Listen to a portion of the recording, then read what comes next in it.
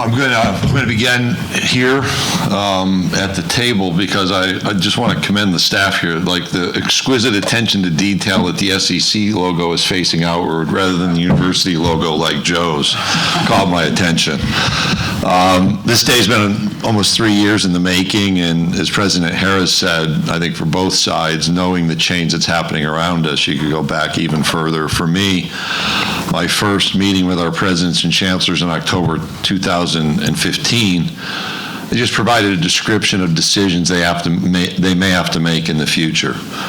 One of those being around conference membership movement and how do they think through those issues. And that became an annual point of visit, and obviously in 2021, as we headed into our summer meeting with our presidents, and then through that summer we made an announcement that leads us here. I really respect the way President Harroz and President Hartzell both positioned how we would approach this transition, and the words respectful and orderly were spoken from the very first moment that we talked about an invitation and the acceptance of that invitation in the late July 2021. You've not seen banners and logos and heralding of the SEC move as they've been respectful of their colleagues in the Big 12. Yet that brings us today where we are a 16-member conference. We are no longer 14 waiting for 2. We are at 16, and it's a personal point of pride to be here today to welcome officially the University of Oklahoma into the Southeastern Conference. And just one personal note, I made my first visit to the state of Oklahoma in 1969 as a 5-year-old. My grandfather was raised in Choteau, Oklahoma. I grew up in upstate New York. That's quite a journey in the late 60s, not quite as easy as it would be today. He was a proud member of the United Association of Plumbers and Pipe Fitters, Local 798 out of Tulsa, Oklahoma. And so this state has always been a part of our family's life. He was a Yankees fan, not because we lived in New York, but because of Mickey Mantle.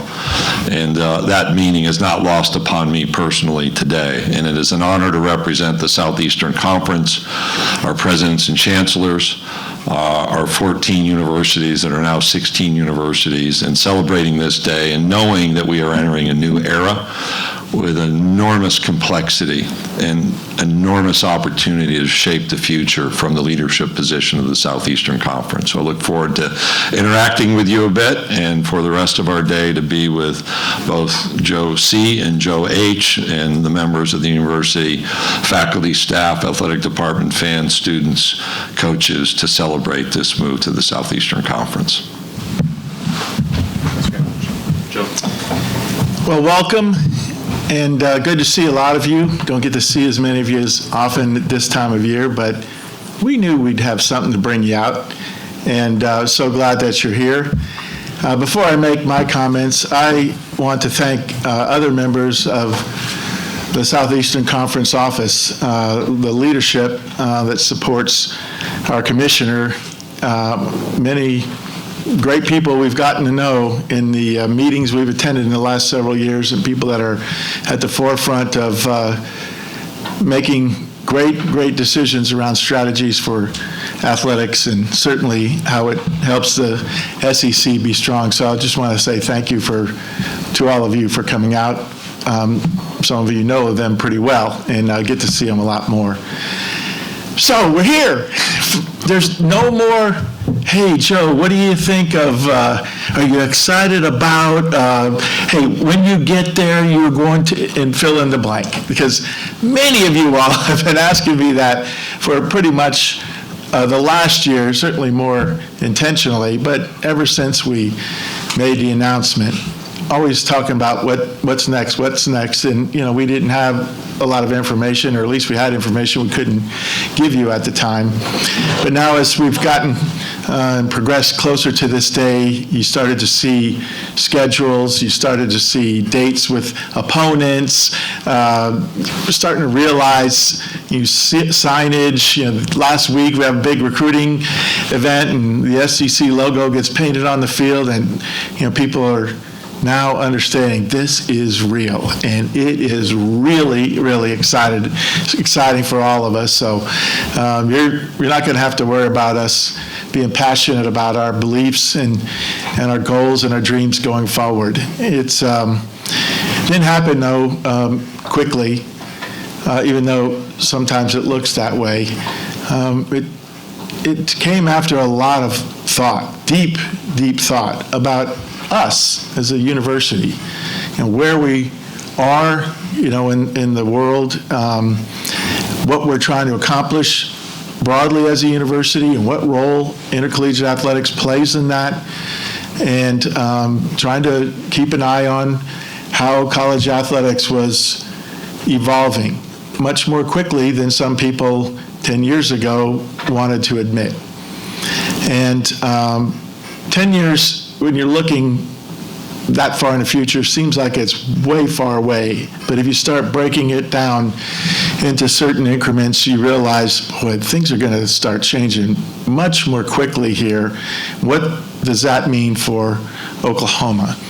And what puts our program in the best position to be successful? And so I really reflect back onto the words that our president just provided. And I want to express a great deal of appreciation to him, his exemplary and strong leadership, to our board, both current and some of the former members that were on the board at the time this was being discussed and the decision was ultimately made. It was bold. It was forward thinking. It wasn't reactionary. And what we were going to do was also going to relate to what we were doing right at the time.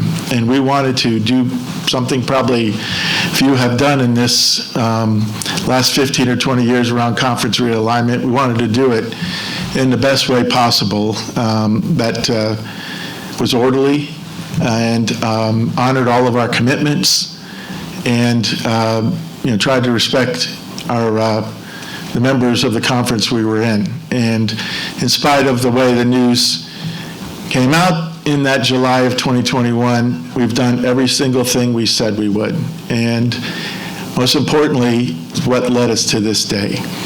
And so we think about what the move to the SEC means and how the strength of our university, our brand, if you will, to marry with the SEC and their strength and brand. And you step back and you reflect, say, there are so many like-minded institutions that are coming together that, what we bring to help the SEC be stronger, what their strength brings to help us be stronger in the long run, this is a natural fit. And I want to thank the commissioner and president and all the other leadership in the conference for helping this be as seamless as it could be under the circumstances. And so when we know where we're going forward, I told our staff and I told some of the fans that we met with last night and this morning, we're really going together with a lot of confidence. Why? Because we are together, and it's only going to work if we bring everybody's best strengths forward, and that's what we're trying to do. So we're just excited to move on. Today's a celebration. It's about engaging our fans and our stakeholders. That's what this is, rather than having a quick press conference and an announcement and moving on. We've tried to really bring our fan base into it because we were very strident about not trying to celebrate it before the official day would come.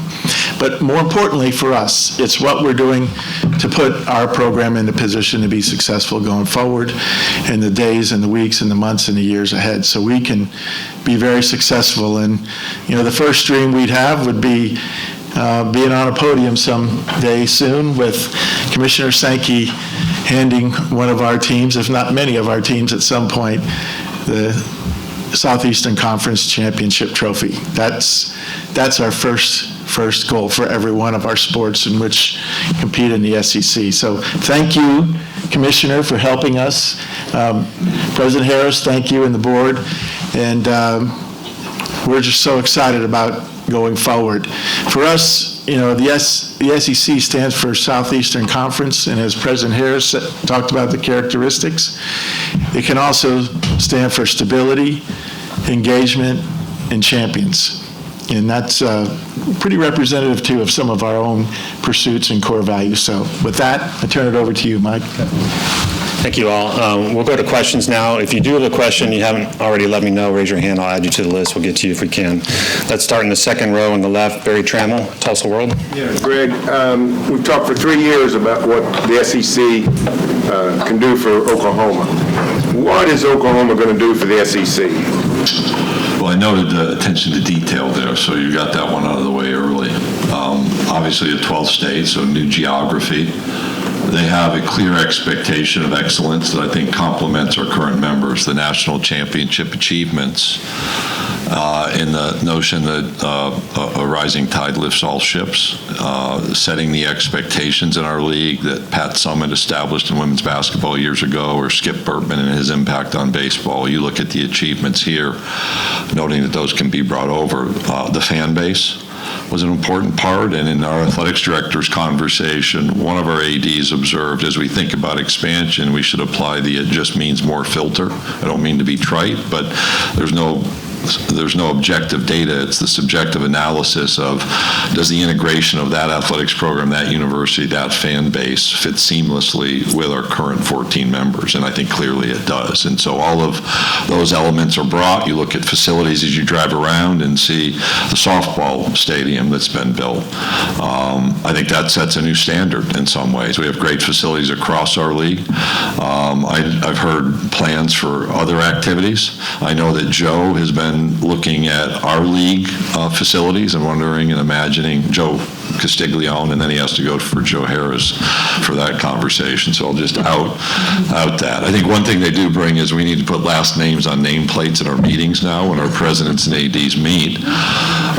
But they bring an elevation of expectation and a new set of challenges. They bring a new community, and the people here have the opportunity to visit new communities. I give the university and the folks in Norman from, I won't use the name right, but Chamber of Commerce or Visitors Bureau, who've been out scouting and thinking about how they communicate with our communities to bring people here. And so I think that's already been an action item, and I think that seamless integration you've heard about means they bring a reflection of who we are. And that helps us all achieve. I'll also note that when I thought strategically about expansion, what President Harroz commented on student enrollment in the changing demographic world is important across all of our campuses. And I felt that bringing in both Oklahoma and Texas helped build that level of interest across all of our campuses as we all compete for student population. And as we sit here in an athletic building and think about athletic things, I don't think it can be understated that the ability for us to position ourselves to be a national brand with a regional footprint that's easily accessible has meaning and is a platform for how we recruit students, how we recruit faculty, how we recruit people to our campuses. Okay, let's go right side, third row, Ryan Aber of the Oklahoman.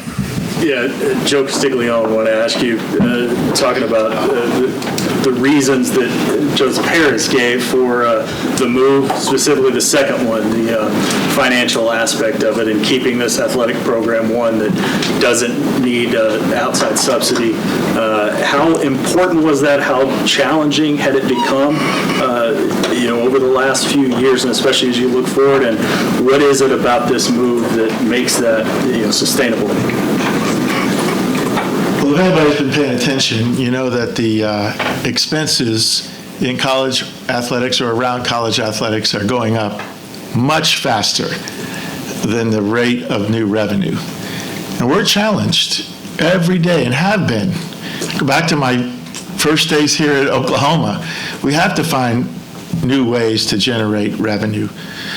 Going back to even, 98, the television revenue or the conference revenue sharing wasn't as big of a component of an athletic department budget back then as it has become. We weren't on television as much, so obviously the value wasn't quite like it is today with being on television, not just in football, but across many sports. Conferences didn't have their own networks. We didn't have as much activation and or integration of corporate sponsors. So while we had some, most of that was done on the local level. And some of that now has evolved on a bigger scale for strategic reasons, but we're still doing a lot on our campus. But when we were looking at the world going forward, it wasn't about where we were that day or where we might be 2 or 3 years from that point forward. It was where we were going to be in 25, when television contracts would change. Where were we going to be when people realized we're going to have to share some revenue with athletes? Where were we going to be then? And where were we going to be with more and more investment across a lot of other sports, be it facilities, be it investment in the program, handling rising costs.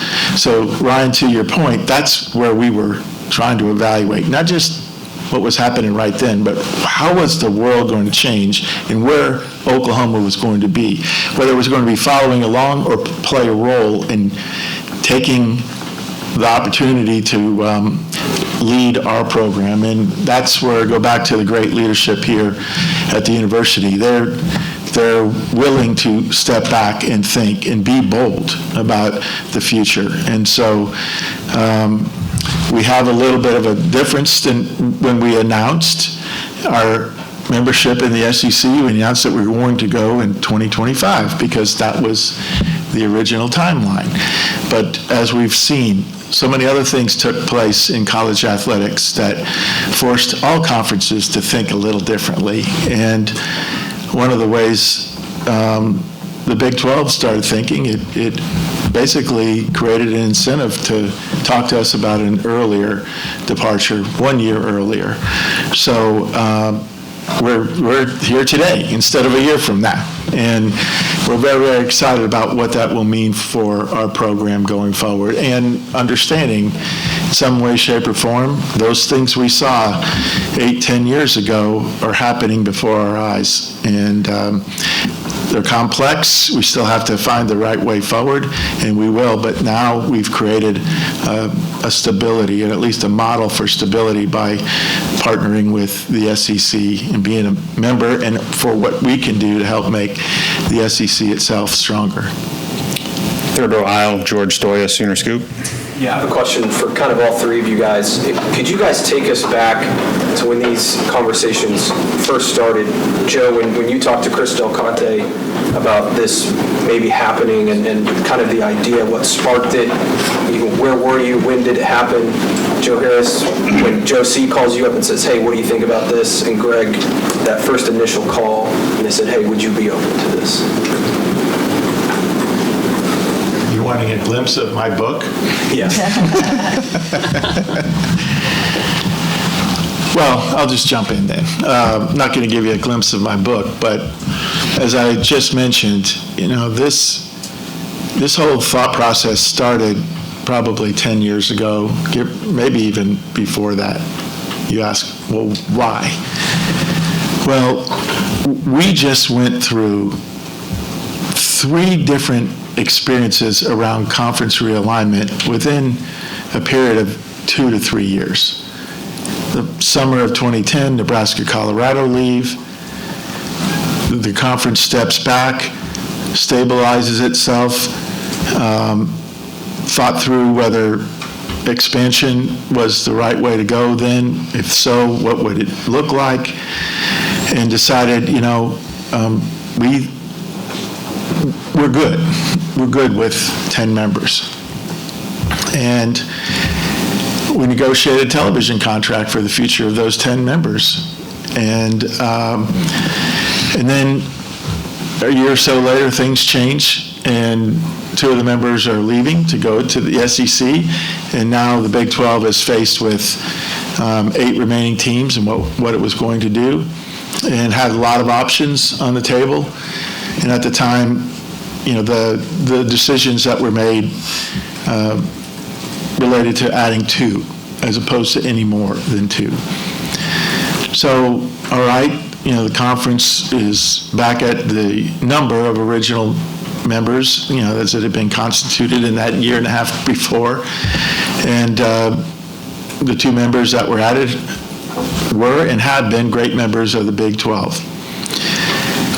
But things were continuing to evolve, and we just started paying attention to all of it. And then if you remember, the onset of other conference moves and the decision by the Big 12 to look at expanded membership and us having a glimpse, behind the curtain of what that meant. And there was a decision not to do it. I think it was 2016. But it was that point going forward and reflecting back on the previous 4 to 5 years and what we had to go through thinking about conference realignment when it hit us. I mean, as everybody knows, there were other conversations that took place, in the summer of 2010 and even around, potential conference realignment in other ways in the future. So those were the first moments we started thinking about what was best for Oklahoma. And we didn't necessarily act upon anything other than to do our own deep dive about ourselves. And fast forward, there are conversations that we all know about that take place behind the scenes, not just around us. Other institutions were talking about what the future would hold for themselves. And it just became apparent we needed to be very strong in leading or creating a path for Oklahoma. And, learned that Texas was thinking the same thing and became intentional to consider doing something together if the situation would present itself. And so that's where conversations started. President Harroz, or Commissioner, do you want to go? Yeah, well, I was, a couple high-level things for me. October 2015, I shared, presented an analysis. I presented analysis to our presidents and chancellors about what might happen, because I think we always have to be mindful of what might happen. Even today, I don't have some plan. I've said clearly I'm not a recruiter, but we want to pay attention to what's happening around us, and we've done that for this adjustment. And so understand between October of 2015 and spring of 2021, when this conversation became real, I've had any number of points of outreach from different institutions, yet we've added Oklahoma and Texas, and that was focused on the spring of 21. It became real. We were coming out of COVID. You couldn't meet as presidents and chancellors in person. I thought that was important. We had a lot of change in our presidential roles, and so I think it was like June 2nd, 2021, we had a meeting in Birmingham, and I shared that we'd had outreach. I believed it was serious. It was united between the University of Oklahoma and the University of Texas. I very candidly said to our presidents, we can stop if that's your wish, or we can go forward. We've talked for years about movement around us. The conversations obviously continued through June. It wasn't daily or even weekly, but they were very, very, very focused. We had a video conference the morning of the story breaking in the Houston Chronicle. There were so many moving parts: the Supreme Court decision, college football playoff expansion, 2 commissioners had just come into jobs recently, and other conferences. And we actually talked about, I talked about slowing down the process. I then was going to have a call with our presidents that next Thursday to report this is real and they're poised to consider their future in the Big 12. The message from me was, we can't do anything until you decide your future in the Big 12, which attached itself to the grant of rights. That expired June 30, 2025. And when they informed the Big 12 of their direction, the next day they applied. And from that Tuesday until the next Thursday, 8 or 9 days, an incredibly intense time, as you can imagine, resulting in a unanimous vote, which I give all 14 members credit for achieving. The extension of an invitation that were invitations individually to the 2 institutions that were accepted on that Friday. But part of the clarity and I think the discomfort for the presidents was, I said, I can't promise you the vote that will result in an invitation. We had talked about it with our presidents and chancellors, but until you take that vote, you don't know. And there was a point of risk, and really from the point of the leak or the story in the Houston Chronicle until the decisions that were made, we didn't have any conversation. We knew who we were. I think I knew what Oklahoma and Texas desired. And people have asked, like, were you talking every day? We did not talk at all. My suspicions, I've never evaluated phone records, is there were a lot of other outreaches. But we're really proud of the way we handled ourselves and our decision-making, and proud to be here, as I said, today. President Harroz. Yeah, don't play poker with Greg Sankey. Everything he said is correct. It was really hard to get a read, and we couldn't get any guarantees. Whenever I came into this role, I've been around for a long time, and I was there here at Oklahoma in a leadership role whenever we made the move to the Big 12. So, and all of those movements in the Big 12 that Joe spoke about, I had some understanding of. So as I came into this role, the very first meeting you go to, I wind up talking with Chris Del Conte, the Athletic Director at Texas, and Joe Castiglione. And in that conversation, we talk about, what's going to happen with college athletics, the general topic that takes place there, and what's our role? And can we continue to be Oklahoma and flourish and achieve our objectives? So the conversation started early. I think all schools have sort of broad general conversations. It wasn't going to work until you had the right alignment. And for Texas, that was their president in Jay Hartzell. He and I become very good friends.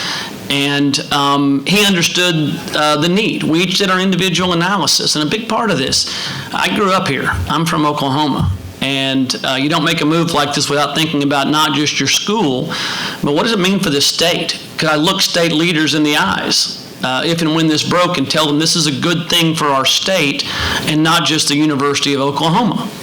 Because if you can't deliver that, then you're not in a good position. And so as part of this analysis, I broke it down into the simplest two elements, those two questions. But underneath each one of those is a lot of thought. And one of those is this good for the state of Oklahoma? And when you look at it, right, the analysis is crystal clear. Those 14 schools bring over $100 billion in impact to their states, and they travel, and they get engaged, and it gives us a bigger stage. So the analysis only works, though, given where we were, if Oklahoma and Texas go together. And so having that alignment with the ADs, we got the ultimate odd couple with Joe Castiglione and Chris Del Conte. I would argue that Chris is much odder. But Jay Hartzell, the Texas president, has been essential as well, because you knew once this thing starts rolling that everyone's going to try and pick somebody else off, and there's going to be a lot of drama. You just know it's a reality. It's the same reality. I understand that when I come to sit down with these three, I'm the third most interesting person at this table. Right? I'm Sooner born and Sooner bred, and I know how it works, and I know how attractive athletics is. So we knew once it started rolling, people would try and pick off or divide or find reasons for it not to work. I think the reason this has worked and the reason we're here today is because it's the right people doing it for the right reasons. And it was important to us to do it in the right way. I think you see a lot of people in college athletics these days making decisions just for themselves and not thinking about the message that it sends. One of the conversations I was so proud of that took place during this process was, if we're going to leave, we're going to do it the right way. Right? And the right way for us to do this was to honor our commitment under the media rights agreement through 2025. Would have been a long time being in there in the conference, but it was the right thing to do that sends the right message. Because they had tried to extend those rights agreements before. We didn't extend. It couldn't have come as a surprise. So to us, a lot of the conversations had to come around, is it the right thing not just for each of the schools? Is it the right thing for the right reasons and beyond just your school? Is it good for Texas? Is it good for Oklahoma? And not just the universities of, but the states of. And then a number of conversations. And Greg is a terrifying person to try and, I tried everything I could to get him to commit the SEC would take us. And he wouldn't do it. Right? Indicated he'd take it, but he wasn't going to get in the way of something, and we had to be the ones that made the overture. So it was a long time in coming, but something I think was born the right way. Thank you. Other aisle, third row, Dean Blevins, News 9. Commissioner, good to see you again. Yeah, Dean, good to see you. My guess is you didn't make a whole lot of C's and D's in school. Oh, don't overestimate my ability to fall to the bottom of the grade sheet. However, are you smart enough to please most of your schools in the SEC about football scheduling, be it 8 or 9 or something as fair as it can be? Because there's a wide disparity at this time. Well, actually not statistically compared to where we have been as a league. So in divisions, when we ran the analysis based on comparative win-loss record since our expansion, about a 15% variance between the most difficult schedule and the least difficult schedule. And those would vary by teams, but the divisions created that disparity. By going to a single division, which was part of the message in fairness and balance, that gap is narrowed. Now, you have to put a schedule out early enough where last year's standings weren't a part of the analysis for the 24 schedule, but at the time, I think we had like a 5-point differential between the least difficult schedule, maybe 6 percentage points difficult schedule, and the winning percentage between the least difficult and the most difficult. So I think we've achieved the fairness, and then our programs wanted balance, which is part of the step away from division, so that we could rotate through in 4 years rather than 6 and 12. 6 to see a team on the other division at all, and 12 to see them in your stadium. So we've achieved that. Now the discussion about 8 or 9 involves a great deal. It involves CFP access. That's grown to 12. I think we've wisely said, let's take a moment to see what happens this year and how the selection committee functions, bowl eligibility, honoring some traditions that have been long established and others that are renewed. And that work is going to play out. Can I satisfy everyone? No, I've reconciled myself to that. I was once asked at a luncheon, how many schools in a conference is too many? And I thought about it for a second, and I said 2. Like, I can keep one school happy and one fan base happy, but once you get to 2, there's always going to be a point of differentiation. So I think we've set principles, and we did that with all 16 universities involved starting in August of 21. We've honored those principles. We're going to have to make a decision about the 26th season over the next year or so. And that decision about 8 or 9 games and honoring some of those really very much focused traditional games is an important part of that conversation. But I think we've done an effective job balancing that. You'd love everybody to play against opponents that were 500. That's just not reality. When you guarantee a rivalry game every year, that creates a disparity, and then some of the descending decisions that come from that. For us, the first year, we made a decision, and we put this to our membership, that we're going to prioritize every one of our past 14 members playing either Oklahoma or Texas the first year. And so once you did that, then again, there's a domino effect on how the games play.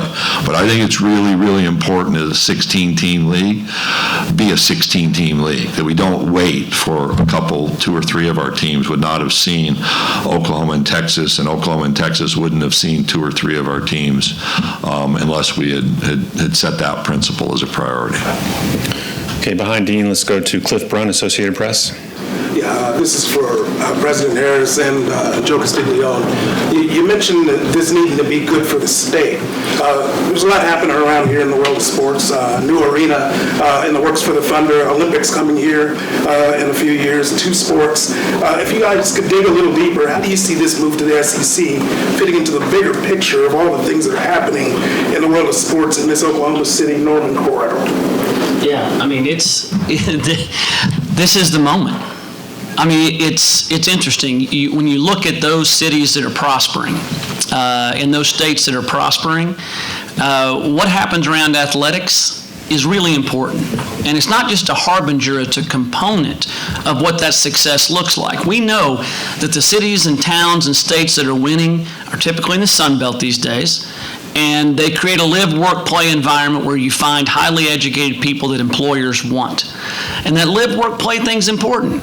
You referenced in that Norman, Oklahoma City corridor. We know what MAPS has done for Oklahoma City. It's a national model, and it's transformed it. Right now, we've got a big vote coming up in the city council on whether or not they're going to approve the entertainment district in Norman, which is, as you described it perfectly, part of that corridor. The announcement of the components of the Olympics being here is incredibly exciting. The arena, look at that vote, 77%. Right? Are you kidding me? You don't need to work political campaigns to understand what that kind of vote is. Right? That is a loud declaration of who we are and what we care about. And so for me, when I look at where this city, this region, and this state is going, those are perfect indicators of the success we're seeing. There's a reason we're seeing double-digit growth in students, right? And if we can continue to build that kind of an environment where folks want to stay here and be here, it's a prosperous and virtuous cycle that feeds upon itself. So I'm hopeful that the City Council passes the TIF district. I'm excited about what the Thunder are doing with the new arena that's going to be in place.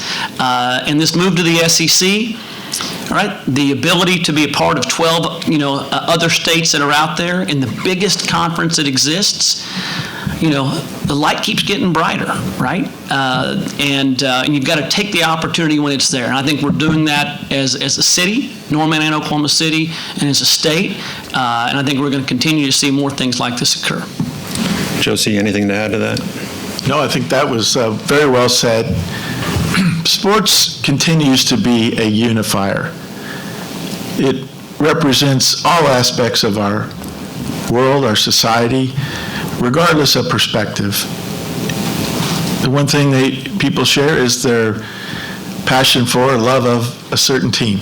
And when that happens, and of course we're going to see this on full display, it's something that creates a halo type effect, and it's a catalyst to other things that may be unrelated to sport, but certainly relates to the quality of people's lives. For us, I know we get into the foxholes and we're going to say, what does it do for this sport, or how does it help this coach, or what does it do for this athlete? And all that's important, of course. But talking about the broad reach, like you said, and as President Harroz said, this is what sports can do. It's a powerful, powerful opportunity, and we're just trying to seize every element of it to help everybody else be successful. Okay, let's go second row left, Jesse Crittenden, OU Insider. Greg, kind of to that end, in terms of the college football landscape, you mentioned it's changing a lot of things happening. When it comes to maybe traditions changing, rivalries changing, things like that, how intentional maybe do you have to be to get OU incorporated into the SEC, the tradition? How intentional do you have to be? How much do you think that happens naturally? And to that end, there's been a lot of talk in the past about the horns down gesture. Do you expect that can you confirm whether or not that'll be a penalty moving forward? Yeah, I'm not going to talk about football penalties on July 1st. I'll let my football coordinator deal with that. I think we've used the word seamless.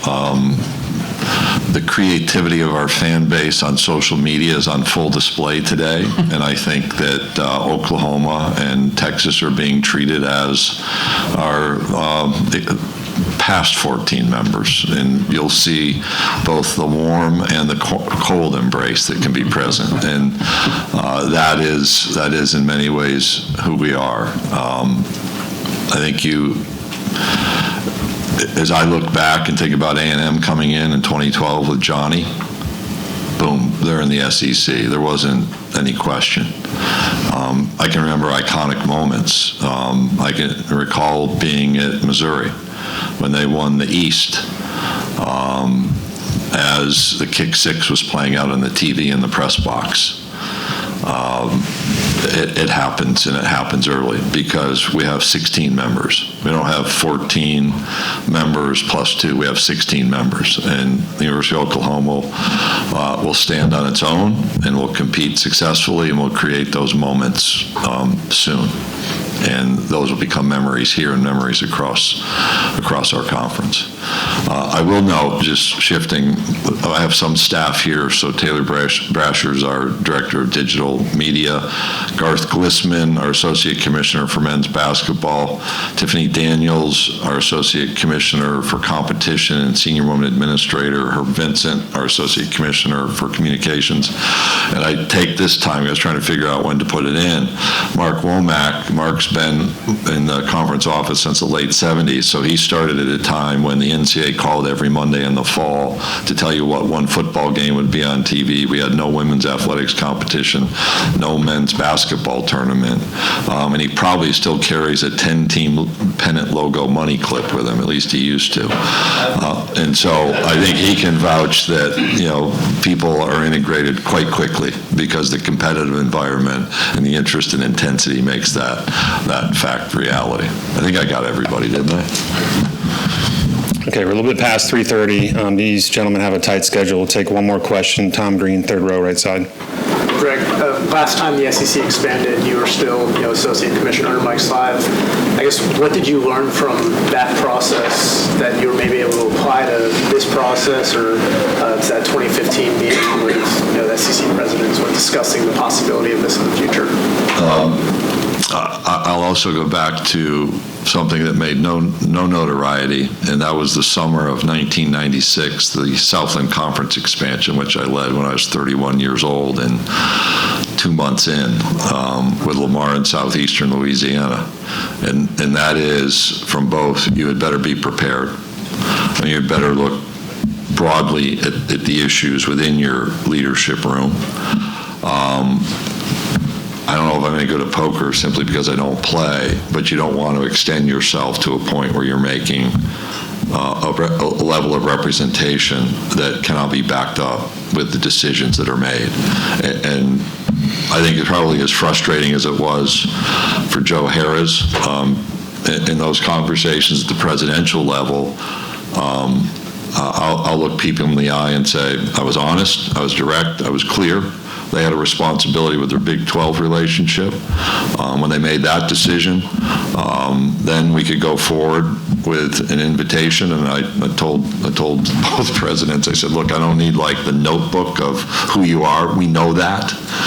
That's something that's happened in the past in expansion. We just need to know you want to be a part of it and are committed to it.